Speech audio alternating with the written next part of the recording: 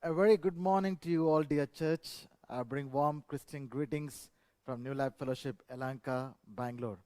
I'm sure that all of you have been experiencing wonderful presence of God during the time of worship. Because whenever, wherever we come and call upon our God in truth, He is there to manifest. What a blessed thing it is for people of God to come together and worship Him. Amen. Even today, I'm praying and believing that God would minister to you all in a very deep way and we'll all be blessed through the Word of God. I also want to thank God and thank Pastor Charles and Pastor Shona and the entire leadership team there for giving me this opportunity to minister the Word of God to all of you. May I request you all to join with me in prayer for a moment for God to speak to us this morning. Father, we thank you for your presence in our midst. We thank you, Lord, that you love us so deeply. We thank you for your grace that is at work in our lives each day. We thank you for protecting us through this pandemic times. And we thank you for giving us your strength. Lord, I don't know what and all your people might have gone through this pandemic times, crisis of various sort. But we thank you for your grace, for your presence that was with us and is continuing to be with us, Lord, to strengthen us and to overcome all that we face, oh God. Even this morning we pray that, Lord, you would speak to us, give us attentive ears and tuned spirits, Lord, to receive your word, Lord, and know what you are asking us to do and walk in your paths that we may see all the blessings that you have set for us, oh God. We give you all the glory, honor, and praise. In Jesus' name we pray. Amen. What a joy it is to come together, worship the Lord, experience His presence, and hear His word. Amen. May I begin with this very simple, basic question.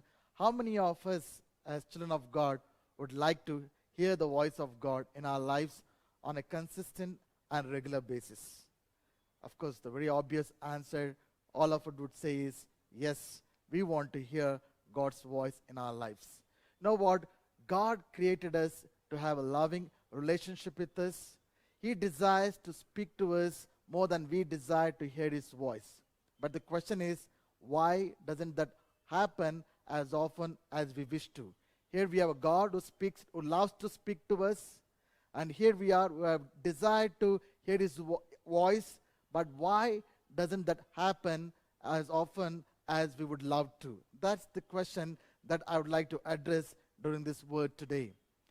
In the scriptures, when we closely observe all the men and women of God who walked closely with God, who experienced God in an intimate way, and went about to accomplish great things for the Lord, if there is one common factor that we can observe in their lives is that they all had learned to hear His voice. Not just hear His voice, but they were all obedient people to His voice. I'm not saying the perfect people. They had their weaknesses, they had their limitations, they failed many times, but one of the reasons why God used them in the way that we see God use them is because they were obedient to God's voice against all odds that came against their life. So the key that I would like to present this morning to all of us this morning to hear God's voice on a regular basis in our lives is to have an heart of obedience. There was this 4-year-old little daughter, a girl, one day sobbing with tears, went to her mom and complained, "Mama, you know what? Dada today used a very bad word against me." Mom was a little shocked, knowing that her husband would never do that. I'm just referring to that particular husband. I'm not generally saying about all the husbands, but this particular husband was a very gentle man and never was known for using any bad words. So she probed further, saying, "Baby, can you tell me what exactly was the word that your dad used today?" So she crying and she replying to mom, "You know what? Dada told me today to obey." Now we might laugh at this, it might sound very silly, but many of the times even our hearts are like that. Whenever God says us to obey, we find it's very difficult. We like His promises, we like His blessings, we like His miracles, we like His breakthroughs, we like the promotions that He brings, all of that. Praise God. We are overwhelmed by the love of God We love to hear about the grace of God, comfort of God. Fantastic. Praise God for all of those things. God really does all those things, no doubt about it. But whenever it comes to obedience, we always, feel very, hard about it. There's something difficult to do it. But that's the key. People of God, I want to encourage you that if you have to hear the voice of God on a consistent basis in our lives, we should be people of obedience. In scriptures, we get to notice three kinds of obedience. First two types looks like an obedience, but they're not actually obedience. The third type that I would be sharing in the course of the sermon is the actual true obedience in God's sight. As I bring this word, it's my prayer that we may able to understand what obedience is in God's sight, that will help us to hear His voice regularly in our voice. Obedience is the key to have deep intimacy with our God. Obedience is the key for the answered prayers. Obedience is the key to see the will of God coming to pass in our lives. It's all about obedience. It's so important, but many times, we are reluctant to obey what God is asking us to do. The first type of obedience that I would like to talk about is partial obedience. It looks like obedience, but it's not obedience. Partial obedience is when we choose what part of God's word we need to obey, and according to our convenience, leave behind what we don't like. I read about a story of an young man, a student in Cambridge University, some time back, went to the examination center, sat for the examination, and after some time, he suddenly asked the invigilator, "Can I have a piece of cake and an allay?" Allay is a kind of beer that was used during those days. The invigilator, the examinator, was perplexed, was astonished by this rare request that the student was asking for. And when he questioned about it, how dare you can ask, for a cake and a drink during the exam time, this student refers to some 400 years old Cambridge law that was written in Latin. He refers to that law that was still in use, and it tells that all the students who come to examination center are free to request for a cake and an allay. So they, even reluctantly, the teacher obliges, and they found that, came to a conclusion, the equivalent for a cake and allay during their times, and a hamburger and a Pepsi. The student is happy. After the examination, he walks away, and after a few days, is called by the academics office and is fined for a few hundreds of pounds. You know why he was fined for? Not because he requested for Pepsi and a hamburger. He was fined for not obeying another law that which did not follow. The same Cambridge law, that which he was referring, also said that students who come for examinations have to come wearing a sword. You see, so it might be something very foreign to us. Probably those days, sword was very compulsory to wear, probably to keep themselves safe from the animals or any other dangers that would come on their way. So what do we learn from this story? Not the point that we should never mess with the teachers. We all know, being students, students will wait. Teachers wait for their examination time to really deal with the students. So students are really careful. That's not the point of the story. The point of the story is we cannot choose what part of the law to obey and leave what part of the law that we don't like to obey. Partial obedience is disobedience in God's sight. May I repeat that again? Partial obedience is disobedience in God's sight. A good example for this in scriptures we see is King Saul of Israel. We read in 1 Samuel chapter 15 verse 1 to 3. One day Samuel said to Saul, "It was the Lord who told me to anoint you as the king of his people Israel. Now listen to this message from the Lord. This is what the Lord of heaven's armies has declared. I have decided to settle accounts with the nation of Amalek for opposing Israel when they came from Egypt. Now go and completely destroy the entire Amalekite nation, men, women, children, babies, cattle, sheep, goats, camels, and donkeys. Here we see God giving clear instruction to Saul to go and destroy the Amalekites completely because they had given tough times for Israel while they were passing on from the wilderness to the promised land. The instruction of God was very clear. The command of the Lord was very clear. One thing that we know about God is whenever He speaks, it will always be clear. It will not confuse us. There will not be any ambiguity in it. It will be very straight to the point. It will be clear. It is not like some of the people who call once in a blue moon day. They just call. The moment we see the call coming, we know that they are calling for some help. Otherwise, they won't be calling. And when they call, they don't get straight to the point. They keep on beating around the bush. In our minds, we keep on thinking, okay, come to the point. I'm sure most of us would have experienced people like that. But God is not like that. Whenever God speaks, His word is so clear, so straight, and we don't have any excuse for not obeying the word. Yet Saul was told what he was supposed to do. But we read in the chapter, in the succeeding verses, verse 7 to 9, Saul goes to the Amalekite nation. But what he does is, he and his people, they took the king of Amalekites called King Agag to captivity, and they let free of all the best of the sheep, best of the goat, best of the camel. They spared it. Prophet Samuel comes and confronts Saul about his disobedience. We see in the scripture, Saul is defending, I obeyed God completely. I followed the instruction of the Lord. In the mind of Saul, he is thinking that he is obeyed. But what actually had happened was he only obeyed partially. And partial obedience is disobedience in the sight of God. In that context, Samuel tells this famous scripture that we all are familiar with. But Samuel replied, verse 22 to 23 of 1 Samuel chapter 15. What is more pleasing to the Lord, your burnt offerings and sacrifices, or your obedience to His voice? Listen, obedience is better than sacrifice, and submission is better than offering the fat of rams. Rebellion is as sinful as witchcraft, and stubbornness as bad as worshipping idols. So because you have rejected the command of the Lord, He has rejected you as king. Obedience is better than sacrifice.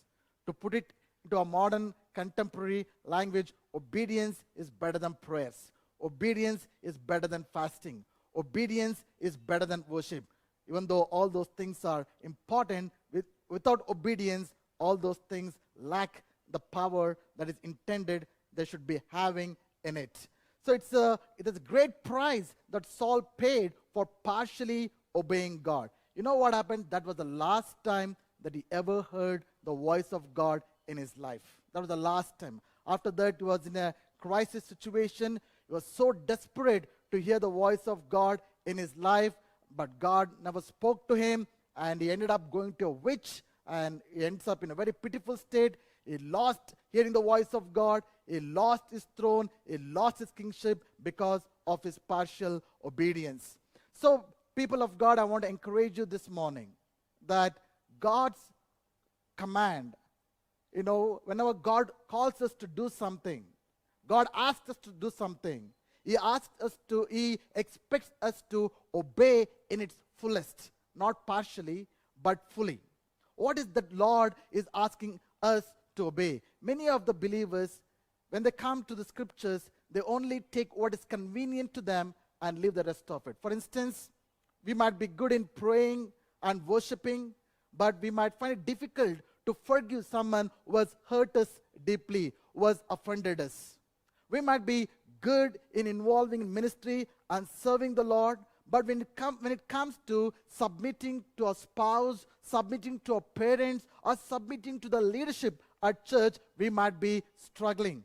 Whenever, for instance, the leader of the church in whatever level asks us to do something, we might only want to do what we like to do and leave the rest.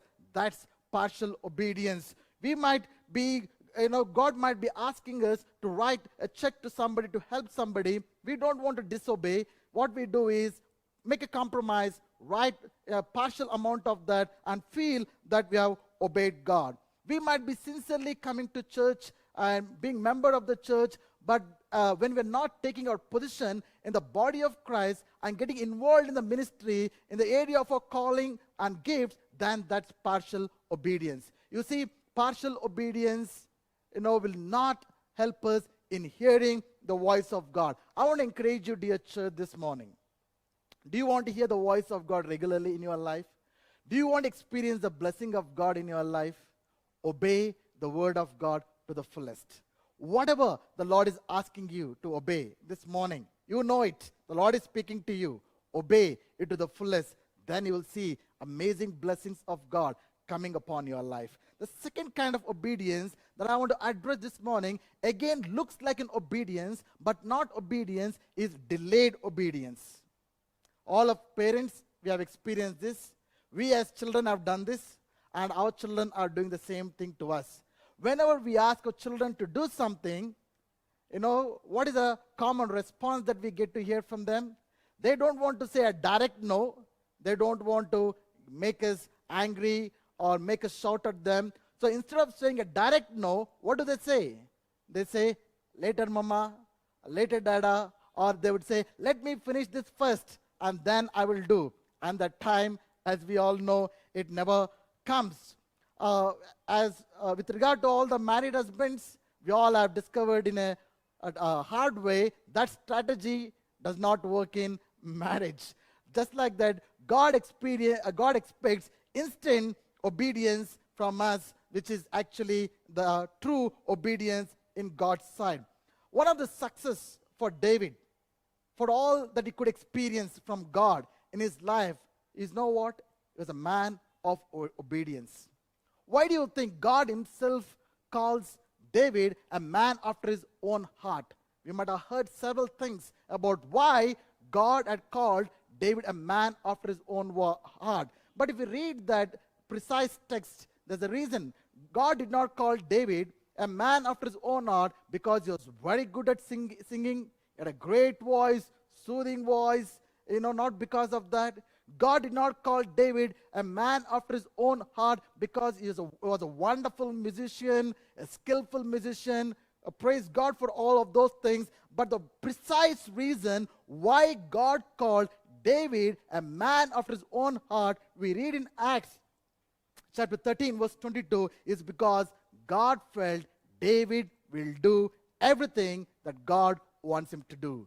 David himself says in Psalms 119, verse 60, I will hurry without delay to obey your commands. Amen. Hallelujah. That's why David had such deep relationship with God. He heard the voice of God so consistently in his life that brought the blessing of God upon his life. Dear people of God, do you want to experience the blessing of God in your life? Do you want to experience the presence of God in your life? This is the key.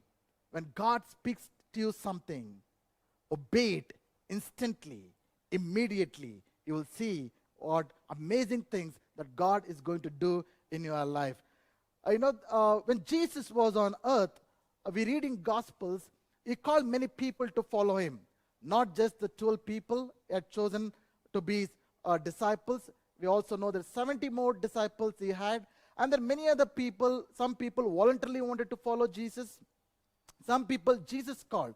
But you know what? Many people missed the opportunity or did not take the opportunity of following Jesus. There is an instance in the Gospel of Luke where Jesus calls a couple of people to follow him. Let me read that in Luke chapter 9, verse 59 to 62. Here Jesus is calling two of the people to follow him. Let's read that. He said to another person, come, follow me. The man agreed, but he said, Lord, first let me return home and bury my father. But Jesus told him, let the spiritually dead bury their own dead. Your duty is to go and preach about the kingdom of God. Another said, yes, Lord, I'll follow you. But first, let me say goodbye to my family. But Jesus told him, anyone who puts a hand to the plow and then looks back is not fit for the kingdom of God. Here we are seeing two people whom Jesus is calling to follow him. And what is the response? One person said, let me go and bury my father first. Is that anything wrong in it? Is Jesus so heartless and merciless to say that, leave the dead body of your father and come and follow me? What actually is happening there? If you read the text so closely and understand what's happening there, we'll get the actual picture. His father was not actually dead. If he was actually dead, he wouldn't have been in this marketplace having conversation with Jesus. And as a Jew, if dad would have been dead, would have been declared unclean for several days, would not have been stepped out of his house. So here it's not a situation where his father is really dead. What he's saying is, I am the oldest son of the family, and it's my responsibility to bury my dad as and when he dies. And Jewish people, some people had this custom. After a year, they dig the tomb and rebury the bones. So that's what he was saying, that give me time. I'll wait for my father's demise, and then I'll come and follow you. Probably he thought that after burying my father, let me get the double portion of the inheritance and then come and follow you. But here we see that God's call demands us that we place him above everything else, above our spouses, above our parents, above every worldly things. So here this person is not saying that I will not disobey you. He will not saying I will not follow you. He knew that Jesus was a great teacher. He knew that it's going to be a great thing to follow Jesus. But what he's saying is, not now. Let me do something else first. Let's look at the second person. The second person, the excuse that person is giving is, let me go home and say goodbye to my family and come. What's wrong with it? Sounds so simple, right? He just want to go say a last goodbye to his family and come. But if you really think about it, imagine this person goes back to his home and tells his family, look, I'm going to leave everything. If he's studying, I want to leave my education. If he's working, I want to leave all my work, and I want to follow Jesus. Those days, many regarded Jesus as a, false prophet, or even a demon-possessed, or a lunatic, or a rebel. That was the image of Jesus that many people had. Do you think his family would have, lovingly allowed him and released him to go and follow Jesus? I don't think so. That's why Jesus said that first come and follow me. There was all possibility of this person getting emotionally entangled, with the relationships of his family, and would have come to follow Jesus. By this act of delayed obedience, not hurrying up to obey God, not instantly obeying God, not immediately obeying God, like the other disciples that followed Jesus, you know what these people missed out? Here he is, Jesus, Son of God, Messiah, Savior of the world, has come in flesh, in person. You know what they missed out? When Jesus is calling them to follow him, what did they miss out by saying, let me do it later, let me do something else first? You know what they missed out? They missed out on following Jesus, the Son of God. They missed out on hearing the wonderful teachings that came out of the lips of our Savior. They missed out on seeing all the healings, miracles, deliverances firsthand that Jesus used to perform. They missed out on experiencing the discipling or the mentoring from Jesus himself. They even missed out on being in the upper room and being filled with the Spirit if they would have been part of those disciples. They missed out on being used by the Lord to build his kingdom, to build his church. You see, that opportunity never came back to them again. So likewise, what is God calling us to do? What is God asking you to do this morning in your life? Now, we might be saying, it's not that we are not saying, no, Lord, I don't want to do it. But probably we are saying that, Lord, let me finish my education first and then follow you. God might be calling you, let's come, let's pray more. God might be calling for a more deeper intimacy with him. God might be calling you to more fast and pray. God might be calling you to serve him, get involved in ministry. God is calling you, even today, just like God was calling people to follow him. Even today, God is asking his people to follow him and asking us to do several things. What are we doing? Are we telling like these two people, let me finish my education first, Let me finish my marriage first. Let me finish my building project first. Let me finish my business project first. Let me do that first. Let me do this first. Now you only have a very good reason of saying that let this COVID get over first. You know what? Even in COVID times, there are many creative ways to serve the Lord. When God is calling us to follow Him, when God is calling us to serve Him, when God is asking us to be involved in what God is doing, now are we postponing it? Are we delaying it? I'm telling you, the time might be too late. That may never come. The time that Jesus was on earth, his ministry was just 3.5 years. If these people, we don't know when his father would have died, this person's father. We don't know whether his family would have released him to follow Jesus. And therefore they missed out on following Jesus while he was on earth. I like this quote by Thomas Kempis. He's the author of a very famous Christian book called Imitation of Christ that has touched many hearts, transformed many people's lives.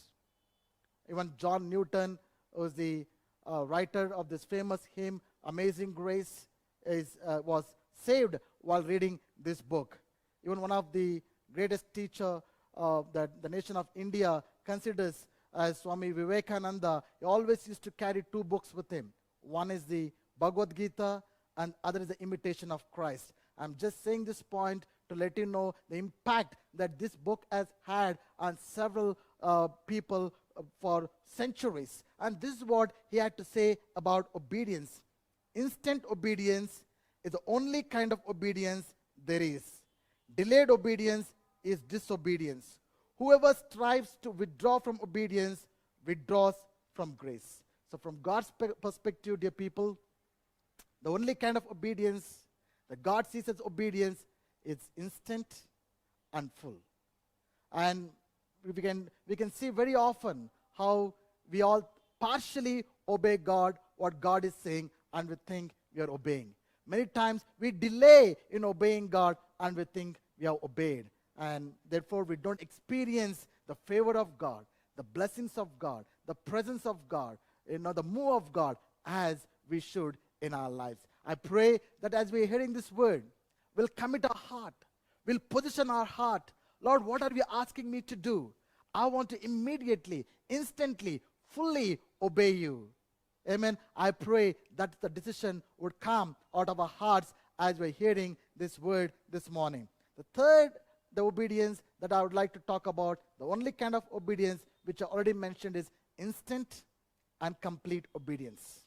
A good example of this is seen in the life of Joseph, the husband of Mary, and the earthly father of Jesus Christ. Many times in all the Christmas stories, the highlight is Mary. Even in all the dramas and plays that we watch and make, all the limelight, the focus is upon Mary. No doubt, Mary is such a blessed woman. Out of thousands of women, for God to choose Mary, to use her womb to bring his son into the world is remarkable. But you know what, like many times as husbands and fathers are ignored and neglected, sometimes even Joseph, the role of Joseph in bringing Jesus to earth is also ignored and undermined. I kindly excuse all the ladies because many times you are praised and your due place is given. Once in a while, let men also have, some kind of comforting to know that God values them and their role is recognized. Amen. So just like God chose Mary out of all the thousands of women, God also is careful in choosing Joseph to give the responsibility of bringing his son Jesus into this world. And what do you think? That character or that virtue that drew God unto Joseph to be chosen as a candidate to be the earthly father of Jesus Christ. We only read a little about Joseph, not much. Very few verses in the Gospels. Traditions say that he would have died in early stages, and that's why we don't hear about him much. That could be true. But there are a few verses that talks about Joseph. In most of it, we see Joseph always obeying. He was an obedient man. He was a man who valued the word of God. And whenever God spoke to him something, we see in the scriptures, he was to quickly obey, instantly obey, fully obey. And I think that was what made God to choose Joseph as the father for his son Jesus. In Matthew chapter 1, verse 24 to 25, Joseph hears about Mary being pregnant. Since he being a righteous man, he wanted to get out of this marriage quietly without putting Mary to shame. Then he sees a dream from the angel telling that the pregnancy that has happened in Mary is from the Lord. And then we see here in verse 24 and 25, I'm reading from Message version, then Joseph woke up. He did exactly what God's angel commanded him in the dream. He did exactly and immediately. And again we see in Matthew chapter 2 verse 14 to 15. Here King Herod felt insecure and jealous as he heard about the birth of another king of the Jews. And he wanted to kill all the infants below 2 years old. Then again God sends angel to Joseph and Mary to take Jesus and go to Egypt. And as he heard this word, look at the response of Joseph. Matthew chapter 2 verse 14 to 15. It says, Joseph obeyed. He got up, took the child and his mother under the cover of darkness. He goes to Egypt. Can you see it? God spoke to him, to the angel in the night, and he's not even waiting for the dawn. Immediately, in the darkness, he takes Mary and the child, Jesus, and he goes to Egypt. Later on, we see in Matthew chapter 2, verse 21 to 23, as he's beginning to settle down in Egypt, God tells it's time to move to Israel back, for the king who wanted the kill the child has died. Again there we see instantly, quickly, fully, completely obeying. That's what made God to choose Joseph to be the father of his son Jesus. Amen. Eugene Peterson, an amazing Christian author, written many prolific Christian books. You know, if you're a vivid reader of books, you need to check this author out. He wrote a book titled A Long Obedience in the Same Direction. The title of the book is A Long Obedience in the Same Direction. And that, for me, describes the essence, the summary of a Christian life. We are called for a life of long obedience in the same direction. Amen. So, dear people, I want to encourage you this morning, if you want to hear the voice of God consistently. I know many of us desire to do the will of God. I believe with all my heart, all of you want to do the will of God, want to accomplish the purposes of God. Just consider the life of Joseph once again. When God came and spoke to him, take Mary as your wife, that was a step one for him. What if he had said, no, I cannot take this public shame, I cannot take this huge responsibility. You know, as a young man, he would have had a lot of dreams for his marriage, he didn't want to take his risk. What if he would have disobeyed the step one? You wouldn't have got the step two. You wouldn't have got the step three. See, when understanding the will of God, God does not reveal all of his will, all of his plans for us at one moment. We all want to know, working in a corporate sector, we want to see the entire plan, entire strategy, entire system in place. When a responsibility is given, we want to know the plan, we want to know the system, we want to know the strategy, how it works. But it's not so with God. God always reveals his plan to us step by step, day by day. Step 2 of his instruction depends upon our obedience to step 1. Many of the believers all through their lives are stuck with step 1 and miss the plan of God, miss the purpose of God, miss the blessing of God upon their lives. Why we have not heard the voice of God for a long time? Go back and think where you missed out obeying God.